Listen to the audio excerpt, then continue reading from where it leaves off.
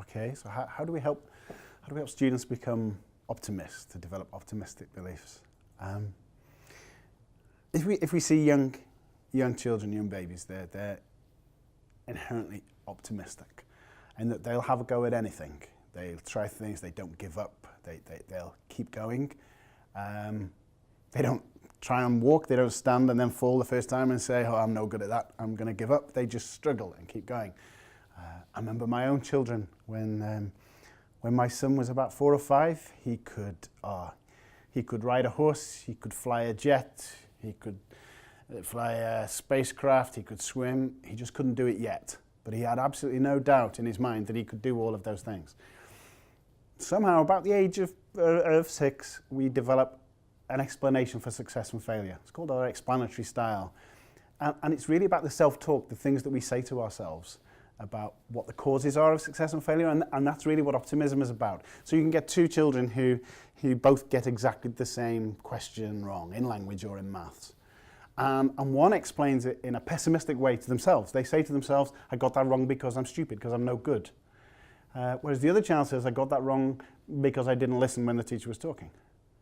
So for the first one, that means you're always going to get it wrong. Nothing you do is going to make a difference. For the second one, it means if I listen to the teacher, then I could get better.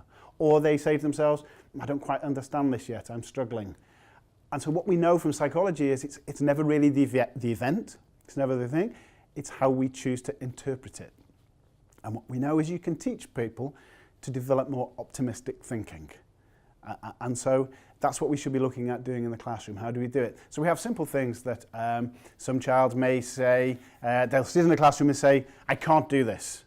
And the typical reaction from a teacher would be, "Of course you can. Of course you can do it." And the child thinks, "So I don't know.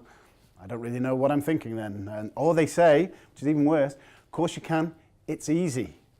And the child thinks, "Wow, not only do I not understand how I'm feeling, I'm also stupid." What we should be saying is thinking, how do I make that into a temporary explanation for the child? So we might say something like, "Yes, it can be very hard to start something new." Or, "Which bit are you struggling with at the moment?" Or, "I know you've done lots of this before, but I can see you're finding this particular bit hard. What would help you move forward?" So we just break it up a little bit. When I was really pleased as a dad when my daughter was in the back of the car with some of her friends. She was about 8 or 9. They were singing along to songs, and then she messed up. And she said to her friends, "Sometimes I get the words of songs mixed up." And I was really pleased, because what she didn't say was, "I always get everything wrong." She said, "Sometimes I get the words of songs mixed up. Sometimes it's just now, and the words of songs, it's very specific." And it's something you can do. That's very optimistic thinking. So it's about how do we teach our children to do it. And we don't do it by taking away mistakes. We don't do it by jumping in and rescuing them. There's a tendency to do that, to do it for them, to make something easier.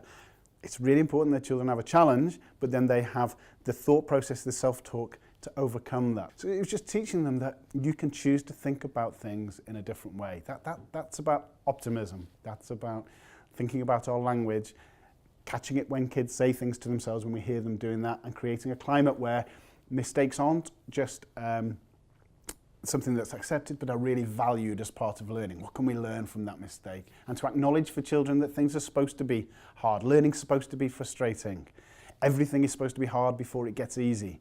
Those kind of things, rather than trying to sanitize it so they never feel frustrated or struggling with anything.